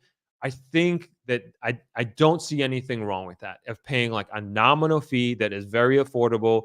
We're talking about $1 US or maybe a less than $1 US to get into the beach, and you have a nice clean bathroom that's there. Or maybe the argument is the government should be paying for this. I don't know. I don't know. I don't know. But I think there has to be somebody or a body that is responsible for maintaining these public beaches, or it's going to go to crap. It's going to go to crap. It's just human nature. It happens, has happened to many places here in Jamaica that I've seen before. People have sent me pictures, and it's just something to take into consideration. God knows says Airbnb will pass a tax to people staying there, hence reduction in stays, long-term consequences. Um, I mean, if it's still cheaper than hotels, you know, maybe not, maybe not. Learn, grow, invest. What's going on? Public in theory, only in deed. Talking about I guess you're talking about the public beach here in Negril. Let me know. Let me know. Joe says Rio definitely ran me and my towel off their beach. Yeah. Oh boy, that's crazy. That's crazy. Interesting. Interesting. Yeah, I mean, I would say the same. It would happen. The same thing would happen here. At certain on certain properties, they wouldn't let you. They wouldn't let you stay there. I'm not gonna name any names, but yeah, I don't think you could do that. God knows says why can't Jamaica take a page from Barbados book where beach access for locals are concerned? This just says my dad went to go look for my cousins and her husband at the Rio in Negril, and they gave him 15 minutes max to talk to them. Yeah, that's a lot of the like the and almost every Airbnb is like that. I mean Airbnb. Almost every all inclusive is like that. Even when I go to visit friends, I always tell them this is like, man, it's gonna be difficult for me to go there. Like, can we meet at a neutral spot? And then when you meet people like who are staying in all inclusives, they don't want to leave because they feel like they're going to be losing their money or not getting the value for their money that they paid for all these drinks and these foods. So they don't want to come off. So it can be a little sticky when visiting friends, but I know that sometimes they only let you stay in the lobby for 15 minutes, and I guess the fear is you're gonna go around and you're gonna have the food and drinks, etc. Which I get, I understand. Loan Grow Invest. That's why I recommend you speak about it. I was talking about the documentary. Yeah, I gotta finish watching it. Carrie Mole says just join, but have a comment about disabled access in Airbnbs in Jamaica. Speak on it. M. Davis vlog says, I don't know why Jamaicans are concerned with Airbnb. We not in New York nor Europe. Airbnb is doing more good than harm to Jamaica. Leave Airbnb alone. This perfectly imperfect says, I wouldn't say it all. It's all cap. What they are fighting for is the of importance, and you wouldn't realize all the pristine beaches are inaccessible until it's too late. The government should, if they aren't already, be paying people to keep up the beaches from tax money so you don't have to pay. I think that's a fair point. I think that's a fair point. I mean, I agree. I don't think everything, I would assume everything in that documentary is, I wouldn't say it's all untrue, but like from what I've heard so far, there's some things that are just like this is ridiculous. Like, how can you say that kind of thing? So I keep saying I don't want to talk about it, but I keep talking about it. But when I go through the whole thing, and again, maybe we'll watch the whole thing together. But it's a sentiment that we shouldn't ignore. I think that more than anything else, and it's important that we do keep the majority of the beaches here accessible to locals. And I'll say that full stop. Jammin 1288 says another issue I see with public beaches is some beaches are very short. If you notice, Miami Beach are so large that there is enough space for hotels to set up in public area. Yep. Negril is very Negril is very special in that sense. Jeff says one thing to be cautious of is that the economy in the U.S., UK, and Canada are heading into recessions. As Negril 7 Mile Beach, the southern 5 miles is the best. Agreed. Agreed. Gano says, I've been to resorts in Negril and the beaches are filthier now without local access. It's insane. Taxpayer money can pay to upkeep the public beaches, but government busy stealing taxpayers' money. Um, the beaches in Negril are filthier than ever. I don't know about that. Which part of the beach would you say? Literally went on a beach run yesterday and I ran the whole beach and it was pretty clean to me. And I'm not trying to be not being biased here, but I've seen certain parts of the beach be in not so good condition, and I would say it's pretty clean to me from what I saw yesterday and when I do my beach runs, and I would talk about it if I did think the beach wasn't clean. Callison says maybe California got me spoiled. where there are no barriers to access to beach access. Owners with properties on the beach enjoy a privilege, not a right, to deny anyone to enter or take advantage of all their amenities. Perhaps, but I guess it's different in that sense here. Learn, Grow, Invest says, isn't that what a UDC is supposed to be doing? I might be wrong. Please give me some context there. I might have missed. Got that comment late there. Learn, Grow, Invest. Simone says, agree. The government should be maintaining the public beaches, clean up bathrooms like other countries. Marcia White says, agree regarding the state of the beaches, unmanaged. It's the same everywhere regarding pollution. However, Jamaica looks great compared to the city beaches in Ghana. Miss G says, I would reconsider 150 to 700 Jamaican to still be public because the money is needed for the maintenance. My concern is the ratio of these types of beaches to hotels that are charging 50 to 100 US for the day pass. Gotcha.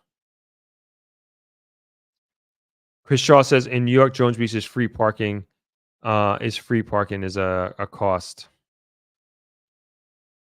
Camille says cleaning the beaches should be a municipal job, just like they have street cleaners. No, like I said the same. I said the same thing. I'm like, with getting a beach license, like we pay for this license. We pay for this license that we have to get every year, and we have to pass these tests. And we still have to clean it up. We have to clean it up. Like we pay for it, us, the hotels, um, the property owner adjacent to the beach. We pay to clean it up, so we're responsible for cleaning it up. Leon Newton says, Throp, beaches have to be maintained. Do you know what the shoreline replenishment is? Beach grooming and sand reclamation, access pass, lifeguards. Every parish has a formal public beach plus fishing beaches. Yeah, it's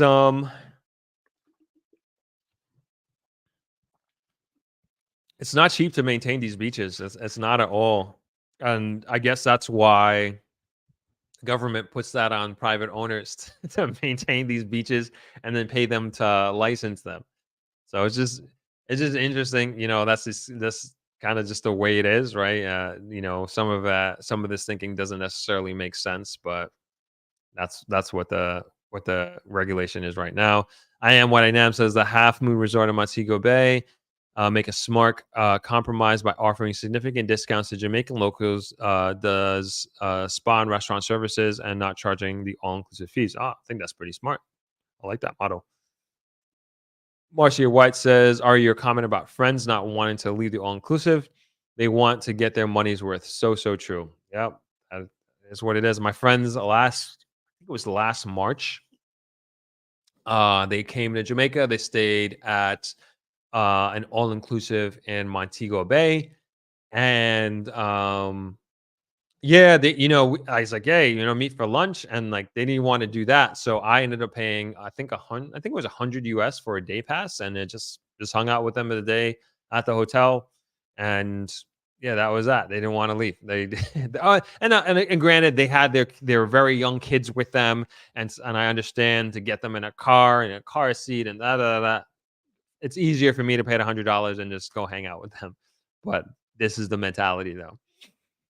Steve Stevens says, send the mandem to prison to go out and clean the beaches.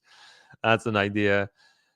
Jeff says, when I stay at all inclusive in Hanover side, I always grab a taxi and visit the main beach and business. I find the all inclusive do not like you to leave.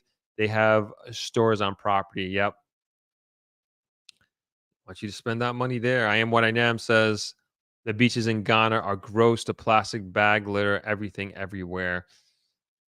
That would easily happen here in Jamaica, like in Negril. That would easily happen here. I mean, the locals here, everything is like they just throw it on the ground, bottles, plastic bags, like whatever it is, it's just thrown on the ground. We see it in taxis. If you're following behind a taxi, you just see somebody just throw out a bottle out the window or a bag of KFC out the window. That's just, and I'm not saying to accept it, but that's just the culture here. It's just littering. It's just whatever, somebody's gonna clean it up. And like I run every morning and I see the what do you call those things?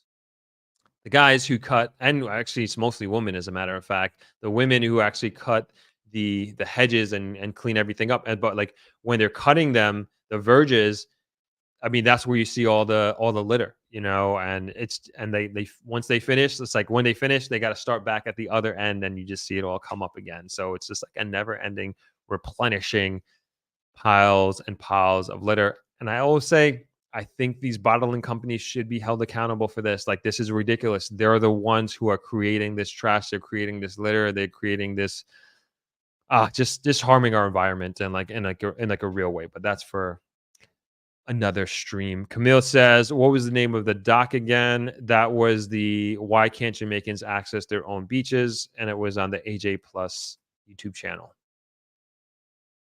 ER says, "I don't understand with all the money that tourism brings to Negril, why the government doesn't fix up Norman Manley Boulevard.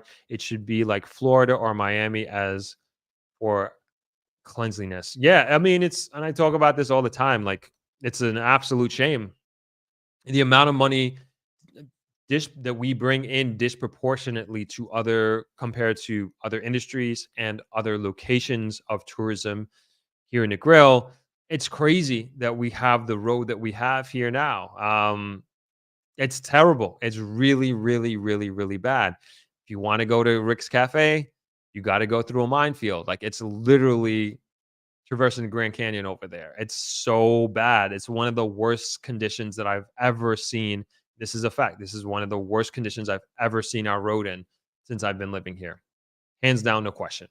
One of the worst. So I don't know what the plan is, what's going on, what's happening, but it's kind of crazy that this is just the way it is. And it's just a shame too, like when people come, like, the private sector, as I said yesterday, I went on a run I ran basically the entire beach. I started here at Travelers and ran back, obviously. And the beach is clean, very, very clean. And it's because all the private sector is taking care of the properties and the beach licenses. And even those properties without beach license, they understand how important this beach is to their business. And so we keep it clean all the time as much as we possibly can. But when you go to the road, it's the opposite. And it's just like, it was actually one of my friends, this was years ago, one of my friends, Jesse, he was just telling me about, like, he's talking to me about curb appeal and like when you come into Negril and like the state of it, it's just like it's terrible. I'm glad the one thing as I mentioned earlier, like at least they are keeping up with cleaning the verges. That is like almost an ongoing basis. That's the best I've seen so far in terms of maintenance. But Negril, man, it's just really, really shameful, for again the amount of tourists that we're bringing here, and like this is what we present them with. This is the welcome that we give them, and roads is terrible, man. I don't know what else to say. I haven't heard anything. Maybe there's something happening that I'm unaware of that's on the horizon, but it is extremely shameful. And this is coming from a true Blue Nook Grill supporter to the core, but fact is a fact. Or says, "Throp, you didn't answer my question. Would all inclusives go away if all beaches were to be made public?" Sorry, yeah. I went way off track and tangent with when I was responding to that. Um,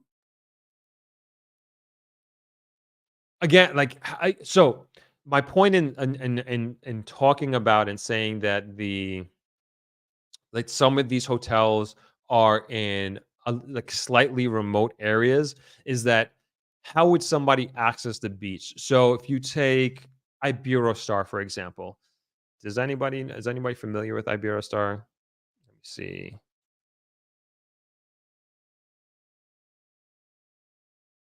This is a hotel in Montego Bay. Let me see if I could pull it up.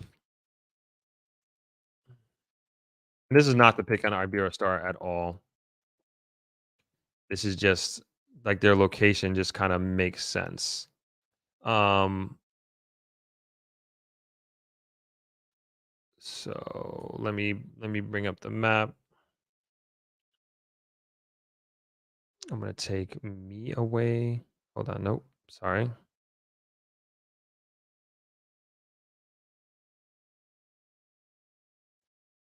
All right, we're gonna do this right here. Okay, so if we look at Iberostar, so this is Iberostar, big hotel in Montego Bay. And like, I don't know this. Part of me want to say is like, man, did they like ask is like, did they build up this beach themselves? Um, and then so if you were to make this public, how would anybody get here? I'm almost certain they made this beach because it doesn't even look natural. Yeah, it doesn't even look natural. So, and I bring up IBR. This is where my friends were staying in the example that I was giving earlier about me paying $100. Beautiful, nice hotel, great layout, super fancy, all of that. But like in situations like this where you have hotels that essentially create their own kind of oasis, like how would you access this? Like, would you allow the public to walk through their lobby and hang and chill on the beach, or would there be a separate access that you could get through over here? um I don't know. I see like fishing boats here. Like, is this a fishing village? Do these guys go over here? I don't know. Is this private?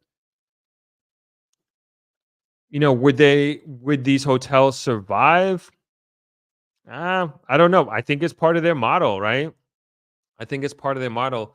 So then you look at, and again, let's have a real conversation here. You look at, so Negril, Negril Beach is public, right? And so with that, anybody can traverse it, anybody can go up and down. But Negril, we also have a harassment problem. It's a fact. And so with that, because we're public, if you're chilling on the beach, doesn't matter where you're from, whether you're local, diaspora, a visitor from another country that's never been here before, there are going to be people who come up to you and say, "Hey, do you want to buy this? Do you want to buy that?" As you walk up and down, like the same thing is going to happen. In the security meeting that we had a few weeks ago, and I came on and spoke about the live, that was one of the things that was spoken about, was the concern that we have with harassment in the grill. I think it's better than it has been in past years. I think it's gotten a lot better, but you don't have that at these all-inclusive hotels. Like, you can go on the beach, you can chill, and nobody's going to come up to you and bother you. Nobody's going to come up to your children and try to sell them things that they shouldn't be selling a child. And so these are the advantages, I would say, that these all-inclusive private beaches have over a hotel experience like Travelers, for example, or another small hotel here in Negril, because those are experiences that we cannot control, regulate, or anticipate because it's a public beach. And that's part of it. That's part of the experience, right? That's part of it. So these are the things that we have to take into consideration when we talk about privatization, and then also make it an even playing field. Like, that's a huge advantage that these properties have over our properties. But to the point of the security meeting, they they are going to be doing they have strategies to put in place to include the people on the beach who are selling things to be part of the formal tourism economy and be part of it. And don't get me wrong, there are people who are selling wares on the beach, whether it's fruit, whether it's food, whether it's a Jamaica bracelet, that are not harassers. There are so many. I would say the majority of the people who are selling goods on the beach are not people who harass people. And these folks are people who are part of the Negril environment and the Negril family, who have developed relationships with many of our guests, and who our guests look forward to every year to coming back to chatting up, seeing how their family is doing. They're asking about their family. They're also supporting their business and supporting them walking up and down the beach and selling whatever that there is that they're selling. And there's no problem with that. But then you have bad actors, just like you do with anything in any industry. You have bad actors who take advantage of this openness, who take advantage of the ability to walk up to anybody and to like, and sometimes it is legit harassment. But again, and I think that is There are some places that don't have security. We have 24-hour security here at Travelers. So there are places where there is no security, and then that could be relentless, this bombardment of people just coming up to you, just constantly trying to sell you things and talk to you or whatever have you. But again, like I said, I think I think it has gotten better. There have been years where it has been unfortunately intolerable and really really bad, but that's the other side to having it open and having it public. It's there are bad actors who take advantage of this in really bad ways. Will it go away?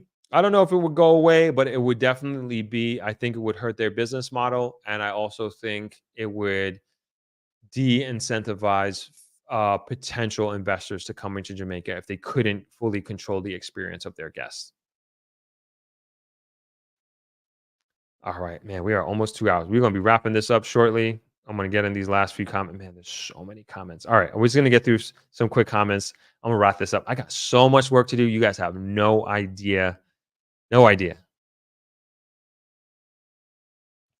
All right. Jeff says, I stayed at Travelers, purchased food and drink there. It was as much fun as an all inclusive at half the price, especially if you are a couple. Awesome.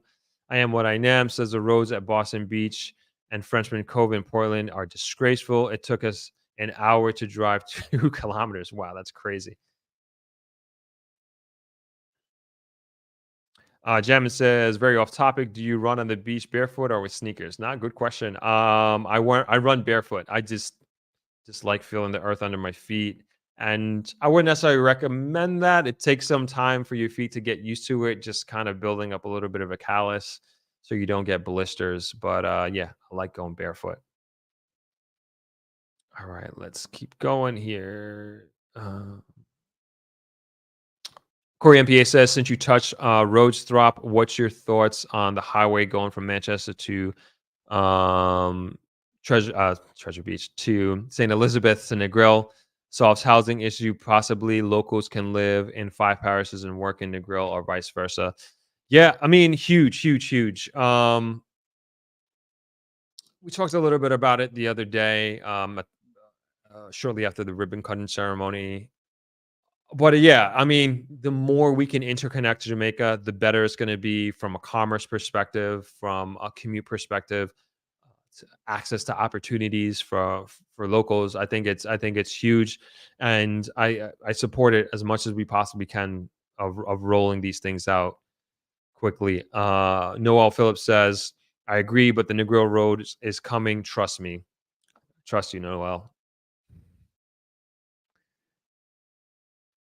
Leon says, "Drop. Iberia Stars location is where I used to play football. They had a number of beachside events growing up, just up the road from Wagon Wheel Rose Hall Community. It's trade off for job creation." Gotcha. Okay, so you're basically telling me that that beach was taken away from locals and essentially from you and where you grew up and where you used to play football. So I think that's worth making note of.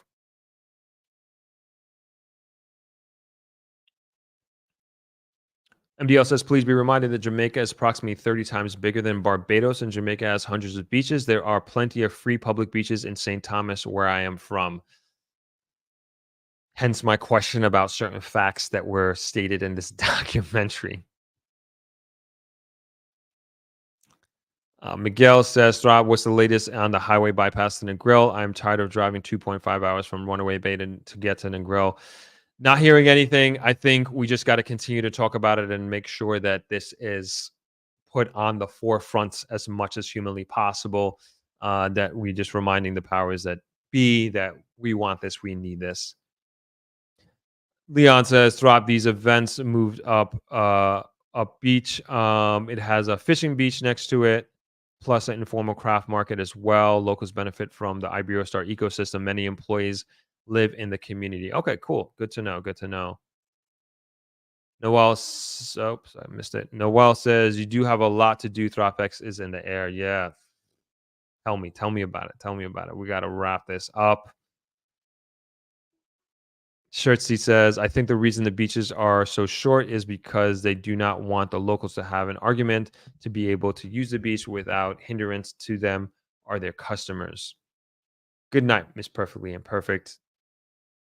MBL says, this talk about beaches in Jamaica is based on political ideology. It is mass hysteria as far as I am concerned. Callison says, will there be opportunities for one-on-one with speakers at ThropX? Yes, absolutely. And this is a good point to transition to the closeout. So yeah, there, and also to talk about ThropX. So yes, that is like the one of the main things I would say about ThropX is I am trying to have as many of the speakers as possible stay throughout the entire conference.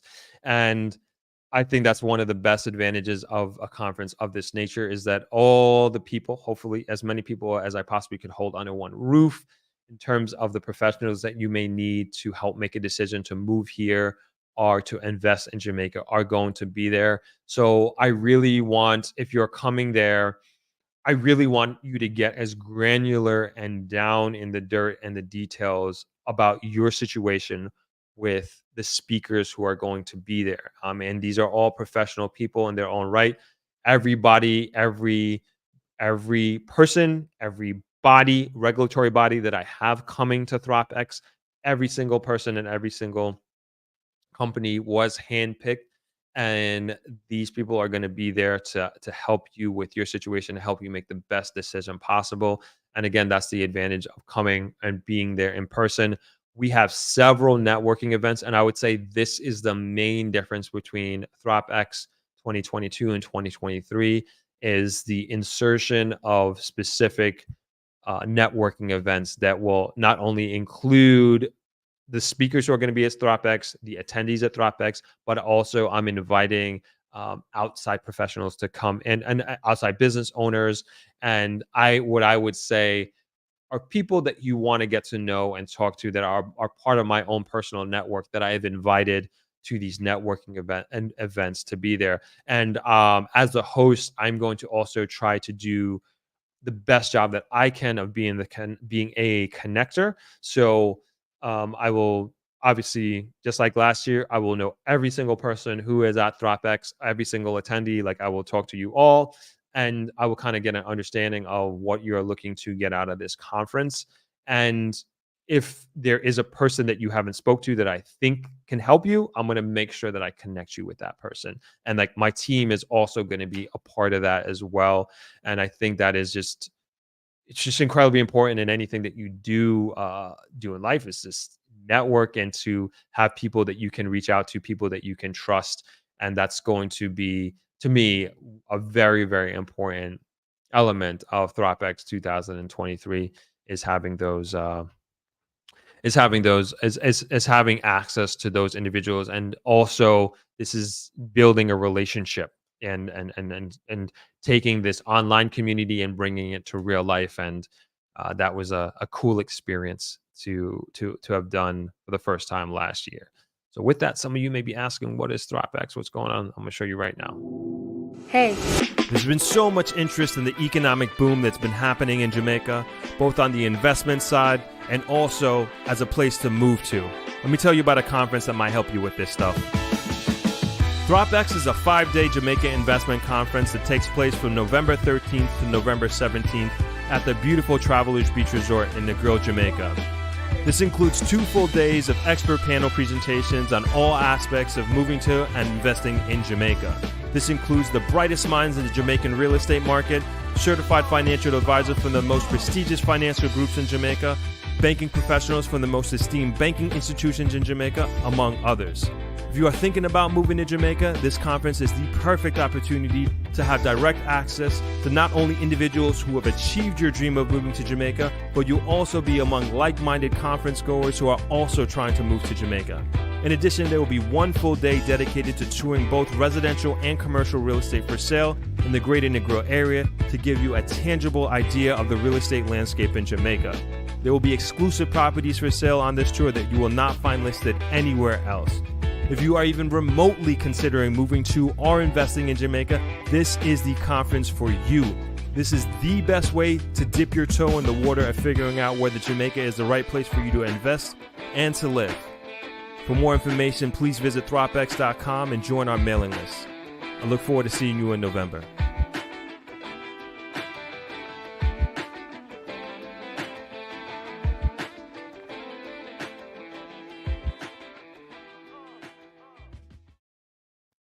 All right, I'm just gonna let's try to oops. I'm gonna try to show that grid Shirella in video real quick one more time. Let's see if we can get it going. Nope, still not working. I gotta next time. We're gonna get this going for next time. My bad, we can the audio is not working. But anyway, last few questions. Shayna asks, did I get that email regarding ThropX network and ideas brainstorm? No rush. I just wanted to ensure you received it for future idea implementation. I think I missed it. I didn't see it. I will take a look after this, Shayna. Thank you so much. I know you had mentioned that on the live stream that you'd send me a note. I'll take a look shortly. Um and then Chris says, give him some good advice here. If you're thinking of moving slash doing business in Jamaica, don't miss this opportunity. He's of course talking about ThropX. But I think we're gonna leave it there. This is a good live stream. This is supposed to be a little bit shorter, but these things always go over. But I love hanging out. I love talking about this stuff. This is such interesting stuff, and I always learn from you all. Always learn about your perspectives. We are going to definitely be getting. Hopefully, I said this last week. We're going to get a video out on Saturday, but it's got a lot going on with Dropback, so it's hard to focus on the content, which is fine. I think I am putting my priorities where they should be as it relates to dropbacks. We want to make sure we have a good conference. Most important. Donna Marie says, I gained a lot from last year's conference, working on building now. Awesome. Happy to hear, Donna. All right, we'll see you back on Sunday. So we're going to start earlier on Sunday. We're going to start at we start at I think it's at 10 o'clock. We're gonna start at 10 o'clock on Sunday. So 10 a.m. Jamaica time. And because I got head out on Sunday. Got things to do Sunday. Got things to do every day. But we're gonna leave it right there. Thank you all for joining. Have a great rest of the week. Have a great weekend, and I will see you on Sunday's live stream. Don't know what we're going to talk about yet. We're supposed to have a guest, but we might be starting too early for them to come on, and it's a really, really awesome guest that I don't want to spoil right now. But please hit the like button on the way out if you got some value out of the discussion. And if you're not following the channel, you haven't been subscribed, I don't know what you're doing. You got to subscribe. It really does help out a lot. And again, appreciate your engagement and being part of the discussion. And I will see you all on Sunday. Peace.